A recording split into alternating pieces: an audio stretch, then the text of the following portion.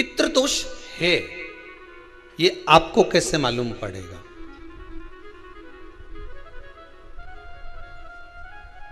पितृ भूखे हैं, इसका तो वर्णन हमने पहले कर दिया कि रात्रि को जब आप सोने के बाद में 1-1.5 घंटे बाद अगर आपकी नींद खुल जाए, 1 घंटा 1.5 घंटा आप सो लिए, उसके बाद जो नींद खुली तो 1-1.5 घंटे तक अगर आपको नींद नहीं आ रही है, रात्रि को सोने के बाद में 1 घंटे बाद जब उठे तो आपको प्यास लग गई,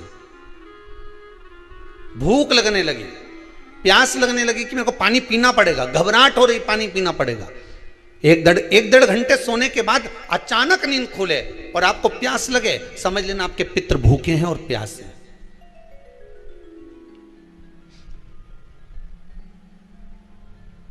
वो भूखे और प्यासे हैं, उनको जल की जरूरत है।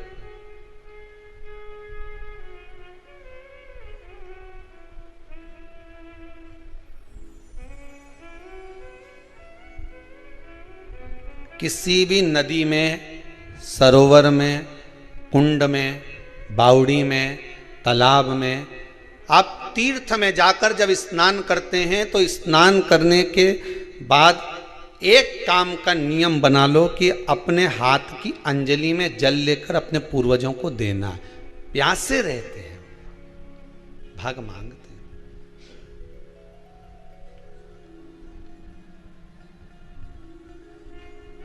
भाग प्राप्त करना।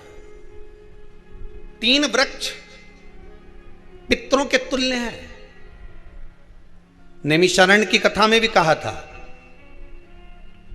3 वृक्ष पितरों के तुल्य हैं। पहला पीपल, दूसरा वट वृक्ष, तीसरा बेलपत्र का वृक्ष। ये पितरों के तुल्य हैं।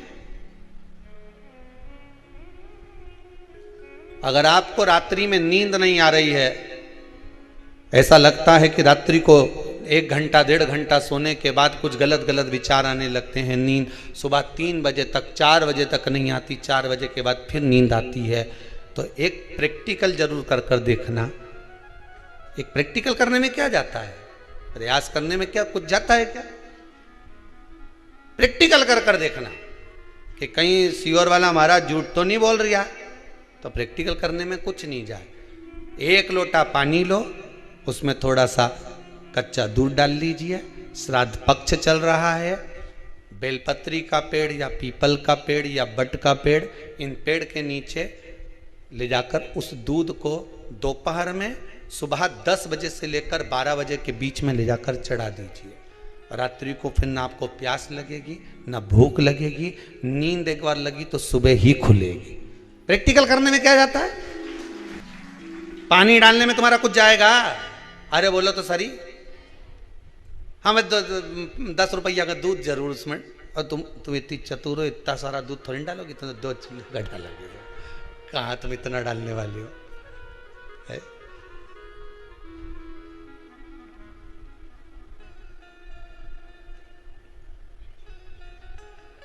कहा बहुत चतुर चतुर लोग हो रहे संसार में हो, भले पूजन पाठ नहीं करे पर कहीं का एकदम मिलने आ जाए ना, क्या अम्मा जी है क्या पाठ कर रही है, फिर वो भी बैठ गई तुरंत, अभी तो सोई थी,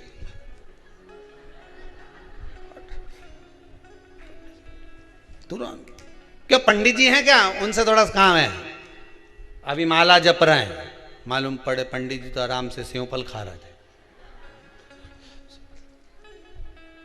अब प्लेट सोफा के नीचे घुसे तुरंत।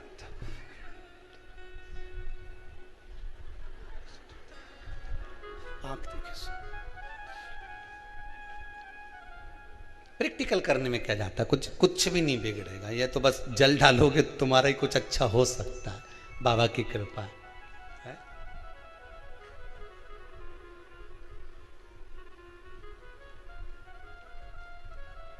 तीन वृक्ष पितरों के तुल्य हैं। पहला जम के बोलिए पीपल, दूसरा बट वृक्ष, तीसरा बेलपत्री का वृक्ष।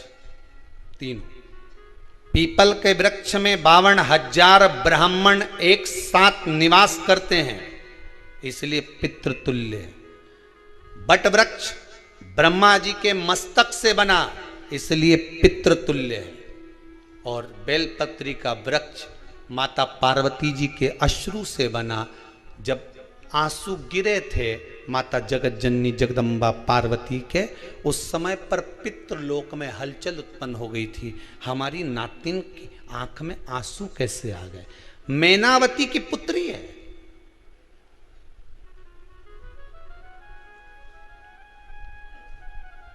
पितरों की नातिन, इसकी अश्रु कैसे गिर गए? पार्वती जी ने कहा ये आंसू नहीं, मेरा पुण्य भाग प्रकट करती हूं बेलपत्री के रूप में। तो पितरों ने वर दिया था कि ये बेलपत्री का वृक्ष हमारा आशीर्वाद है, इसके नीचे अगर कोई दीप लगाता है, शिव को स्पर्श कर चढ़ाता है, उसके पितरों की शांति होगी। हम स्वयं उसको आशीर्वाद देने के लिए पधारेंगे। बेलपत्र का वृक्ष पितृतुल्य।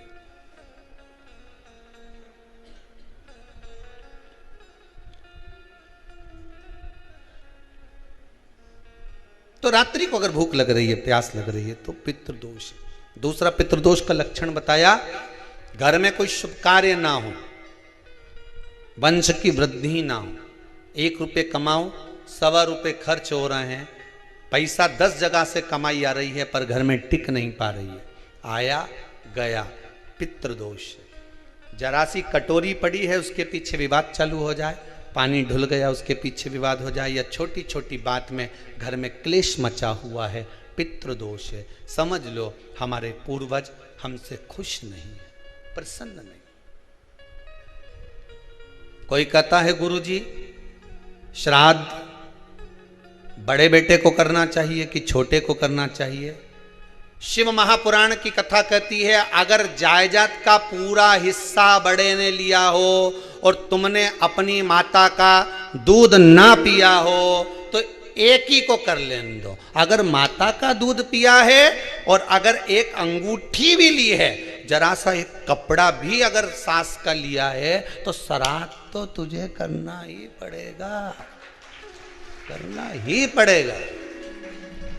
तूने मेरा दूध पिया है तो बिल्कुल जम के तो बोलो।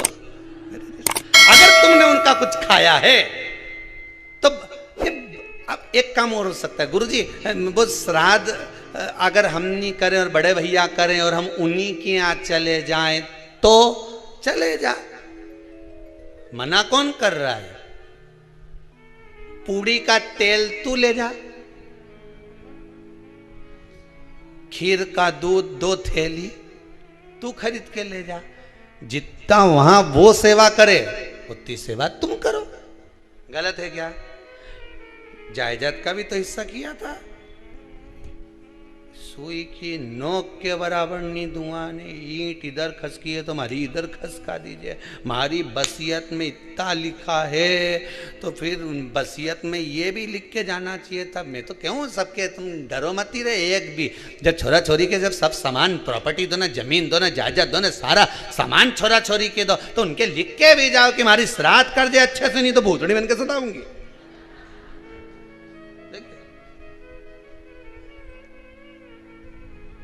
श्राद्ध करो। कितना दिया तुमको? बोलो ईमानदारी से बोलना, कितना दिया? ढेरों। और एक बात बहुत अच्छे से कहूंगा, आप लोगों के जीवन में उतरे। अगर मायके में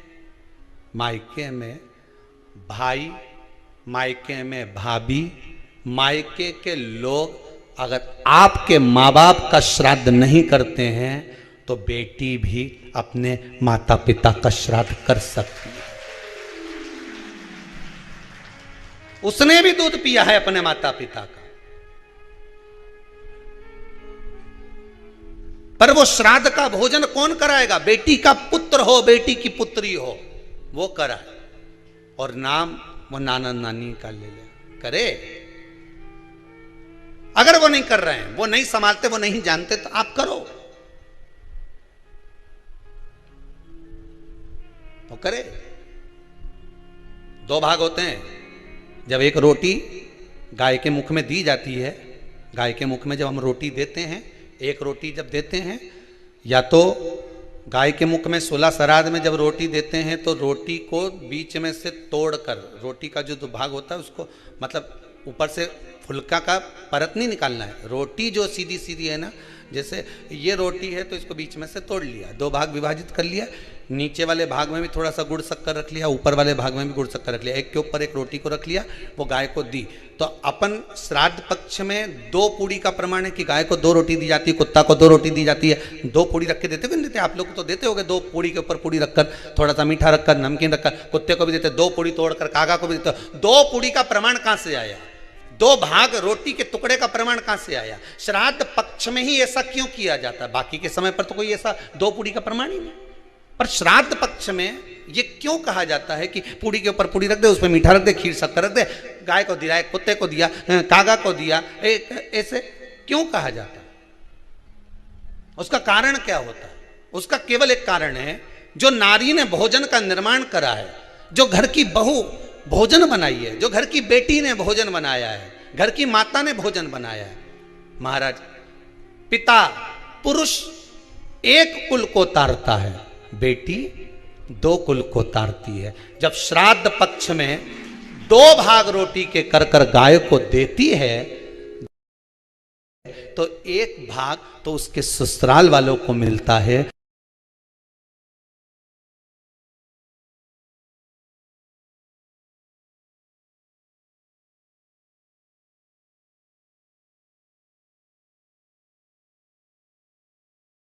मायके को भी मिले, ससुराल को भी। जब गया जी का पिंड होता है तो नाना नानी सबका स्मरण कराया जाता है। 2 भाग,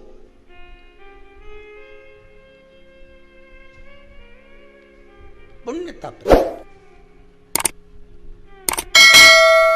अब लोगों को मालूम तो है नहीं कि 2 पूड़ी क्यों रखते हैं, उसका कारण वर्णित है शास्त्रों। दोनों पक्ष तारने के लिए, दोनों पक्ष का स्मरण कराने के लिए। महाराज, बिंदु प्रेत योनि में पड़ा, चंचुला देवी उनके मोक्ष का प्रयोजन कर रही है, प्रयास कर। क्या करा जाए कि इनको मोक्ष मिल जाए? कहा शिव महापुराण की कथा। पार्वती मैया की सहेली बन गई और पार्वती मैया ने शिव महापुराण में प्रेत योनि से मुक्त होने के लिए कहा, तुम रुका जी के यहाँ जाओ, देवऋषि नारद के पास जाओ। नारद जी ने तुमरुका जी के पास भेज दिया। क्यों? नारद जी जानते हैं मैं कथा नहीं कह सकता, मैं कथा सुन सकता हूं पर कह नहीं सकता। कहने के लिए मुझे बैठना पड़ेगा, सुनने के लिए हो सकता है कि मैं चले जाऊं, वापिस आकर बैठ जाऊं।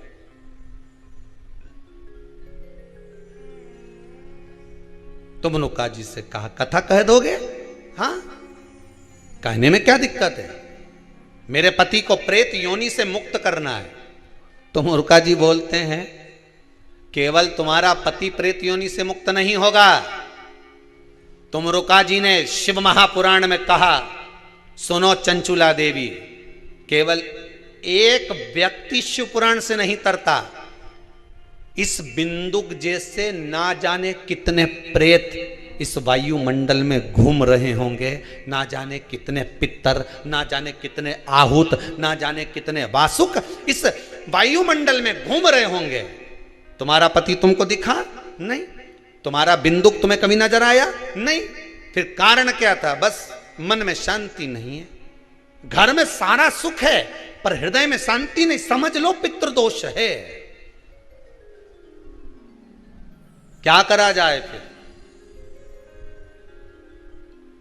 क्या करोगे? महाराज, हृदय शांति, हृदय शांति। केवल एक अकेला बिंदुक शिव महापुराण की कथा सुनकर नहीं तरेगा। तुमरुका जी कहते हैं जिस समय पर मैं शिव महापुराण की कथा कहूंगा, सुनो चंचुला देवी, इस संसार के इस भूमंडल पर मृत्यु लोक में जितने भी जीव इस संसार सागर में भटक रहे होंगे, शिव महापुराण की कथा सुनकर वो भी तर जाएंगे। ये अकेली बिंदुक को तारने वाली नहीं है। इस मृत्यु लोक में जो विराजमान, आज भी नियम है महाराज, श्राद्ध का भोजन टेबल पर नहीं कराया जाता। श्राद्ध का भोजन ब्राह्मण को कुर्सी पर बिठाकर नहीं कराया जाता। श्राद्ध का भोजन किसी जाता। श्राद्ध का भोजन आज भी प्रमाण है कि ब्राह्मण के लिए भूमि पर आसन लगना चाहिए और जमीन पर बैठकर कराना चाहिए। तब क्यों? क्योंकि इस भूमि पर बैठकर जब भोजन कराएंगे, इसी भूमि से ना जाने कितने पितृ गए, कितने तर्पण हुए, कितनी तिलांजलि हुई, इसी भूमि से, इस रज से, इस कण से ना जाने कितने जीव चल गए। अब लकड़ी पर या टेबल पर या कुर्सी पर बैठकर ब्राह्मण को भोजन कराने का प्रमाण नहीं है।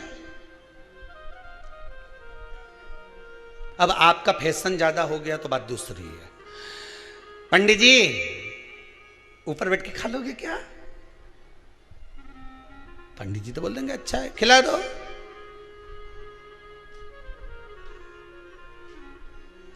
ऊपर बैठ के क्यों? वो झुकने में थोड़ी सी कमर लचक जाए, क्योंकि खीर परसेगी तो झुकना पड़ेगा। अब ब्राह्मण अगर भोजन करने आसन पर बैठेगा, तुम अगर थोड़ा झुककर परसोगी, ब्राह्मण के सम्मुख में आप थोड़ा सा भोजन कराते समय झुकोगी।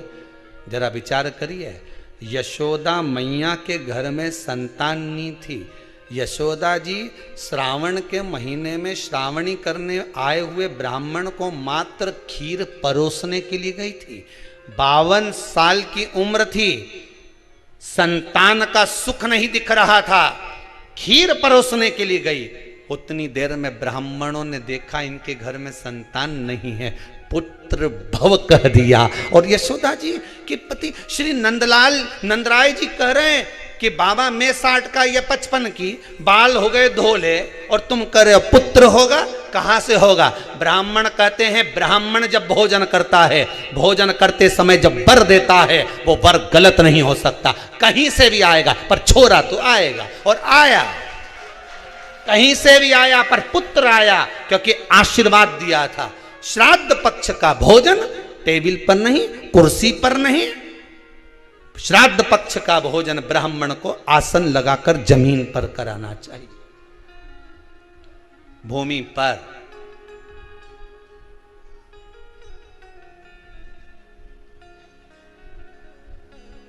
अब आजकल के ब्राह्मण भी थोड़े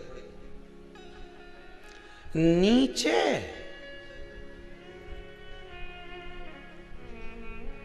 अगर हम टेबल पे ही जिम लें तो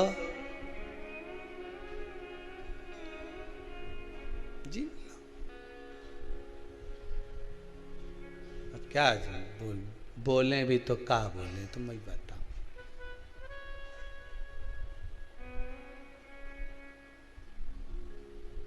थोड़ा सा भाग भूमि का हो महाराज। तर्पण तिलांजलि सब भूमि पर। हम तो जो जजमान हवन करने के लिए भी जो जजमान लोग नाम लिखाए हैं पितरों के लिए, तो हम उनको भी कहते हैं कि कुर्सी पर बैठकर आहुति छोड़ने से अच्छा है आप बैठो मनानी पर, पहले सबसे पहले भूमि पर 10 मिनट बैठो, पर बैठकर आहुति छोड़ो। उसके बाद भले आप स्टूल लगाओ, कुर्सी लगाओ, आपकी मर्जी, पर 10 मिनट 5 मिनट तो आप भूमि पर बैठो उन जीवों के लिए, उन जीवों के।